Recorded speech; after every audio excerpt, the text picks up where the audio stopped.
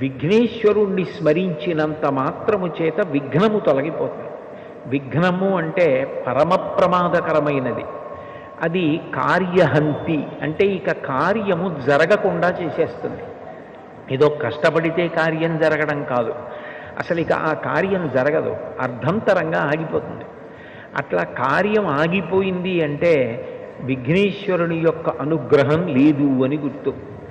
అందుచేత విఘ్నమును తొలగించి కార్యము జరిగేటట్లు చెయ్యగలిగిన వాడెవరు అంటే విఘ్నేశ్వరుడు. విచిత్రమైన విషయం ఏమిటంటే, ఇంత గొప్ప అనుగ్రహం ఇవ్వగలిగినటువంటి విఘ్నేశ్వరుడు కేవలముగా తనకేదో పెద్ద ఉపకారం చేస్తే, చాలా గొప్ప పూజ చేస్తే అనుగ్రహించడం కాదు, పరమ తేలికగా అనుగ్రహిస్తాడు. ఎంత తేలికగా అనుగ్రహిస్తాడు అంటే 4 గరిక పోచలు తీసుకొచ్చి ఆయన పాదముల మీద సమర్పించినంత మాత్రం చేత